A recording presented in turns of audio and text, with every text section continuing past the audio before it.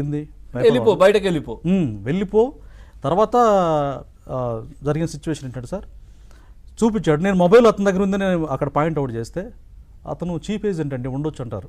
ఆయన పోలింగ్ అధికారి, బహుశా ప్రిసైడింగ్ అధికారో పిఓనో తెలియదు. ఆయన పేరు పుల్లారెడ్డి అండి. ఆయన అగ్రికల్చర్ ఆఫీసర్ చేశారు. ఆయన కూడా ఏకపక్షంగా వాళ్ళకి సపోర్ట్ చేస్తారు సార్. ఆయన కూడా అసలు నాకు ఎంత వేదన అంటే మాటలు చెప్పలేదు సార్. ఇంకా అట్లా చితగొట్టేసి మీరు మానవతా దృక్పథంతో ఒక జర్నలిస్ట్గానే కాకుండా ఒక మనిషిగా నా విషయాన్ని మీరు చూసి ఎంతగా చలించిపోయారు.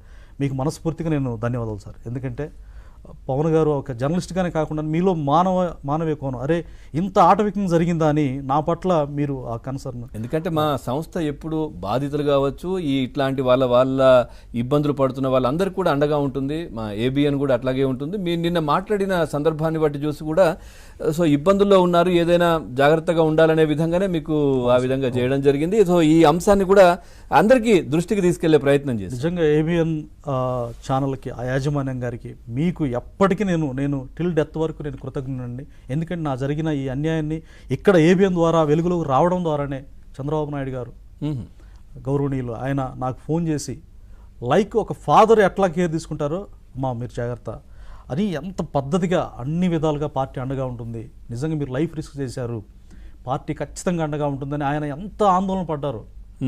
అసలు అది చూసి ఇక టీడీపీ కార్యకర్త కంటే అంత భరోసా చెప్పుకోవడానికి అది ఒక ప్రిస్టేజ్గా ఫీల్ అవుతుంది సార్. నేను ఇంకా ప్రాక్టికల్గా ఆ లవ్ అండ్ ఎఫెక్షన్ తర్వాత జోష్న గారు, టీడీపీ జాతీయ అధికార ప్రతినిధి గారు, ఆ మేడం గారు కాల్ చేసి అధైర్యపడొద్దు, మీకు ఖచ్చితంగా పార్టీ అండగా ఉంటుంది, ఏ క్షణమైనా అర్ధరాత్రి అపరాత్రి అయినా సరే మీకు ఇబ్బంది ఉంటే మాకు కాల్ చేయండి, పార్టీ అండగా ఉంటుంది, నేను అండగా ఉంటాను బాబు అని చెప్పి మేడం గారు కూడా ఎంతగానో నా పట్ల కేరింగ్ చూపించారు. అలాగే లోకల్ లీడర్స్ కూడా సార్, మాచర్ల బ్రహ్మానందరెడ్డి గారితో పాటుగా అక్కడ లోకల్ లీడర్స్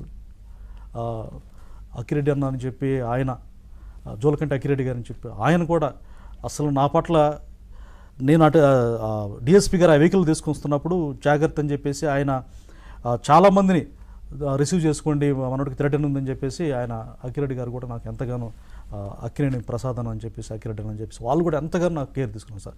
చాలామంది పేర్లు నేను గుర్తులేకపోవచ్చు, కానీ అనేక మంది మాచర్ల నియోజకవర్గ స్థాయి నుంచి అధినేత నారా చంద్రబాబు నాయుడు గారి వరకు కూడా, లోకేష్ గారి వరకు కూడా అందరూ కూడా నా సేఫ్టీ కోసం ఇంత పెద్ద ఫ్యామిలీ నాకున్నారు.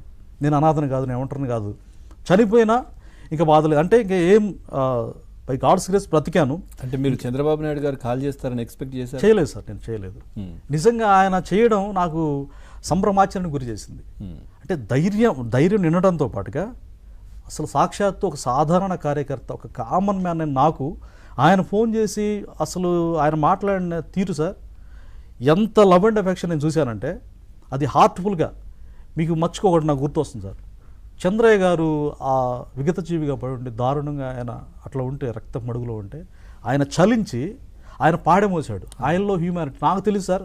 టీడీపీ క్యాడర్ ఇంత బలంగా ఉందంటే కేవలం one and only Chandrababu Naidu గారి యొక్క ఆ డిసిప్లిన్ కానీ, ఆ ప్రేమ కానీ ఆయనకి అంతగా నిజంగా చంద్రయ్య గారు జై చంద్రబాబు గారు, జై టీడీపీ. నిజానికి నాకు కూడా అర్థం కాని పరిస్థితి అదే సార్. అసలు నేను ఏం చేశాను, వాళ్ళకి నాకు ఆస్తగాదులు ఏమైనా ఉన్నాయా, వ్యక్తిగతంగా ఏమైనా గొడవలు ఉన్నాయా? నేను ఒక సామాన్య పౌరుని సార్. నేను ఒక మామూలు వ్యక్తి మీద ఇంత కక్షగట్టి నా మీద అటాక్ చేయాల్సిన అవసరమే ఉంది? అసలు ఇంతగా నా మీద విద్వేషం పెంచుకోవాల్సిన అవసరం నాకు ఇప్పటికీ అర్థం కాదు సార్. నిజంగా ఈ సందర్భంగా నేను వెంకటరామరెడ్డి గారిని కానీ, ఎమ్మెల్యే రామకృష్ణారెడ్డి గారిని కానీ నేను ఈ మీడియా ముఖంగా అడుగుతున్నాను, నేను మీకు ఏం చేశాను సార్? అసలు మీ మీద నాకేమన్నా ద్వేషం ఉందా? నా పట్ల ఎందుకు ఇంత కాఠిన్యం ప్రదర్శిస్తున్నారు? నేను అంటే మీ ఊర్లో నేను పుట్టడమే పాపమా? అంటే నాకు స్వేచ్ఛ లేదా?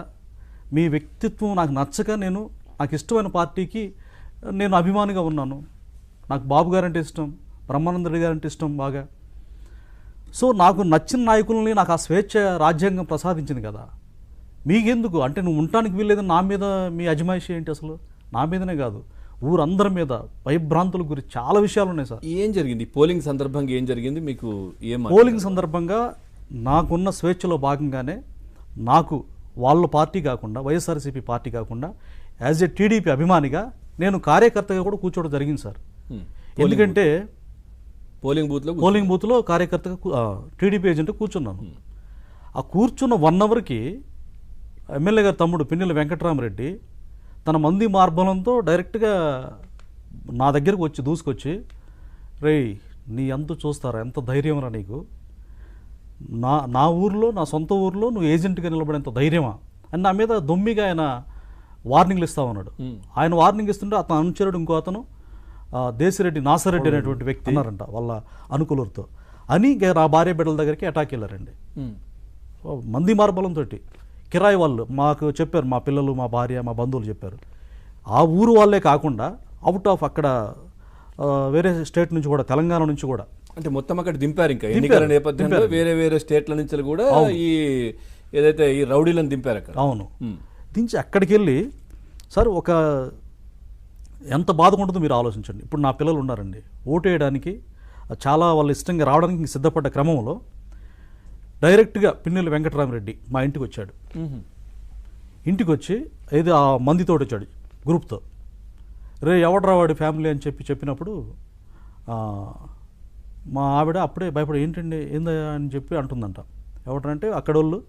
విచిత్రం ఏంటంటే నా రక్త సంబంధికులే వేగులు వారిగా ఉండి అదిగో వాళ్ళు వచ్చారు, వాళ్ళ భార్య పిల్లలు వచ్చారు అని చెప్పారంట. వచ్చేసి ఏమా నువ్వేనా వాడి భార్య అనంట. అవునయ్యా నేనే అంటే. తర్వాత నీ పిల్లలు ఎవరేనంటే నా పెద్ద కొడుకు, చిన్న కొడుకు ఉన్నారు సార్. అప్పుడు అదే టైంలో అతను రే ఇట్రారా అన్నాడంట నా కొడుకుని, పెద్ద కొడుకుని. రారంటే వస్తూ ఫోన్ వచ్చిందంట సార్. తన ఫ్రెండ్ ఫోన్ చేశాడు. ఫోన్ ఇట్లా జేబు నుంచి తీస్తూ ఉంటే అస్సలు ఏం ఆగకుండా అతను కాలుతోటి నా కొడుకు మీద అతనికి ఎవరిచ్చారు సార్ అధికారం? ఆ కాలు పిన్నెల వెంకటరామరెడ్డి. అతను మనస్సాక్షి తెలుసు, ఈ మాటలు వింటే అతను తెలుస్తుంది నేను చేసిన తప్ప కాదని ఆయన కూడా ఆలోచించుకోవాలి. నేను ఎలాంటి వివాదం లేదు, ఆయనకి నాకు ఎలాంటి సంబంధం లేదు, అసలు వాళ్ళని నేను కలిసింది కూడా చాలా తక్కువ. అయితే నా కొడుకుని పొత్తి కడుపు మీద గట్టిగా తన్నాడు సార్. కుప్పగూలిపోయాడు అక్కడ. తట్టుకోలేక నా చిన్న కొడుకు అని చెప్పేసి వచ్చాడంట. అన్నాడంట. ఫ్యాక్ట్, నేను మాట్లాడేది దైవ సాక్షిగా నిజం, జరిగిన ఫ్యాక్ట్ చెప్తున్నా. అన్న ఎందుకు కొట్టడమో, ఇంకా అమ్మను తిట్టడమో ఇట్లా జరిగితే ఎవరైనా కానీ రియాక్ట్ అవుతారు కదా సార్. అన్నాడంట. ఒకేసారి 100 కేకలు వినిపడ్డాయంట. రే నువ్వు అంటావా, ఎమ్మెల్యే గారు అంటే ఒక రాజులాగా పైనుంచి దిగొచ్చిన లాగా ఈ మాటలు మాట్లాడే స్వేచ్ఛ కూడా అక్కడ లేదు సార్. లేదు, కాదు కదా, ఎమ్మెల్యే కూడా కాదు. అంతకు ఎవరైనా చేయొద్దు అలాంటివి. ఆయన అంతకు మించి ఆయన ఊహించుకుంటారేమో నాకు తెలియదు సార్. అయితే నా కుటుంబం మీద ఏ పాపం ఎరగని నా పిల్లల్ని చాలా నేను అల్లారు ముద్దుగా పెంచుకొని, చాలా వాళ్ళ సేఫ్టీ కోసం ఒక తండ్రి ఎంత పరితపిస్తాడో అట్లా పెంచుకుంటూ నా బిడ్డల్ని ఇతను వెళ్ళి నా బిడ్డల మీద దాడి చేస్తారు ఏ కారణం లేకుండా. మరి మానవత్వం, హ్యూమానిటీ మనిషిగా పుట్టినప్పుడు ఏ జాతి కూడా, పశువులు కానీ పక్షులు కానీ తన స్వజాతి నాశనాన్ని కోరుకోదు సార్. అలాంటిది ఈయన వెళ్ళి నా సంబంధం లేదు అంటే ఎందుకు నా మీద ఇంత కక్ష తన్నాడు. నా చిన్న కొడుకుని ఎప్పుడైతే అన్నాడో ఇక వాడి మీద విచక్షణ రహితంగా దాడి చేస్తే తట్టుకోలేక చెప్తుంటే సార్ నా గుండె పగిలిపోయింది సార్.